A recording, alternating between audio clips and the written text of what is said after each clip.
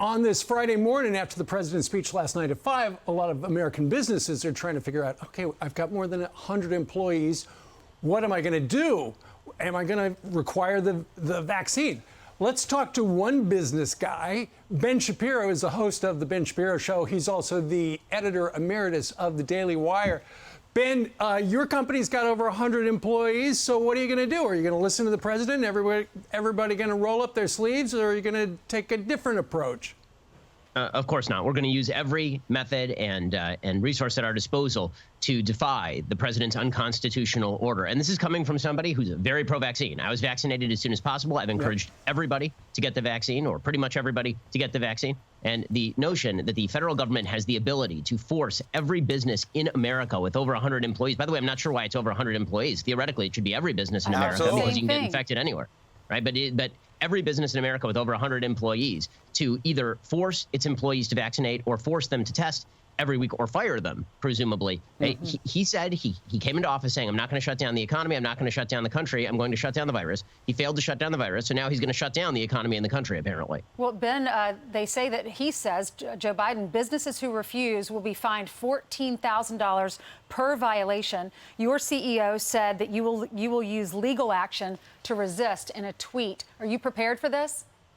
We are. I mean, we are staffing up right now on the legal side. We are already getting any lawsuit ready that needs to be gotten ready. We have to see the actual regulations, know the details of that lawsuit. What we can tell you is that the provisions that Joe Biden is going to be citing under OSHA are wildly overbroad. And frankly, I think that he's made a huge tactical legal blunder here. I think there's every possibility that something like this goes to the Supreme Court level, and suddenly we see a complete rewriting of the administrative state because Joe Biden couldn't get his act in order, and so he decided to issue a tyrannical and authoritarian order here. Also, you had an interesting tweet, which is getting a lot of news, when you said maybe if we tell Joe Biden that the Taliban isn't vaccinated, he'll get just as mad at them. Does it astound you in all seriousness that his anger is focused on the unvaccinated in America, as small a percentage as that is, and not on the terrorist regime that has taken over a country and the embarrassment that he's caused our nation? We're not even a year into this presidency, and this is a failed president on every level, and so he's attempting to redirect all of the ire at his presidency at your fellow Americans. You're supposed to be angry at your neighbor for unvaccinating if you're vaccinated, even though Joe Biden himself yesterday said that your unvaccinated neighbor effectively poses no threat to you. Instead, Joe Biden wants you to be angry at that neighbor as opposed to him. Here's the reality. If you don't like lockdowns, if you don't like mandates, look at the person who's attempting to issue the lockdown and the mandates, the person who's attempting to control American business top down, who's attempting to control every school in America top down. Maybe you should direct your ire at that person, not the person living next door. Speaking of next door, you used to live in California. You have since moved to a freer state than that, a lower tax state as well. I wanted you to weigh in on the fact that coming up next week, they're going to have the recall election of Gavin Newsom in California. He very famously pretty much locked down all of California. Larry Elder is surging in the polls, but he was essentially accosted. Let's see, it would have been on Wednesday, Venice Beach, where a woman, screen right, in a gorilla mask with a pink wig, tries to hit him in the head with an egg. Watch this. What's your reaction? Here's Larry Elder last night on Tucker. Watch.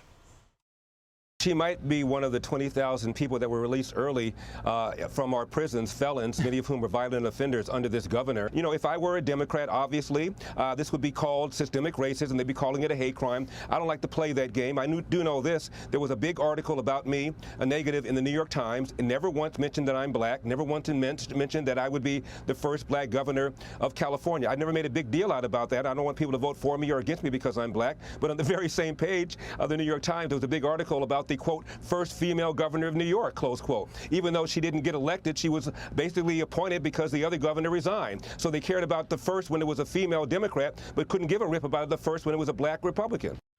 And Ben, you know, there seems to be a double standard in this country when it comes to conservatives. Well, of course. I mean, if Larry Elder were a Democrat, we know it would have been front page news. There would have been talk about how this white woman throwing an egg at a black man was just evidence that nothing has changed over the past 150 years. But because Larry's a Republican and Larry's a conservative/libertarian, this means that Larry's the actual white supremacist, according to op-ed writers for the Los Angeles Times, and the woman who is throwing eggs at him while wearing a gorilla mask is an anti-racism activist. It's very strange how none of the standards seem to hold as soon as the target is a conservative. Do you, I mean, if Larry Elder is leading amongst the 40-plus who are trying to be there should he be recalled, but are you amazed at $70+ million that poured in? The president, the vice president coming into campaign, Elizabeth Warren, are they getting panicked? And they're certainly scared. I mean, Gavin Newsom has poured 10 times the amount of money as Larry has into this campaign to prevent himself from being recalled in a state that is entirely Democratic. Remember, there is a supermajority in the legislature for Democrats. It's essentially a one-party state, and now Gavin Newsom is in danger of being recalled, which just demonstrates how a guy who is widely perceived as a possible presidential nominee in the future has now collapsed in on himself like a dying star because he's been such a poor governor of the state, and all of the bad governance over the past 10 years, the same stuff that drove me and my company out of the state, is now coming back to haunt the Democrats.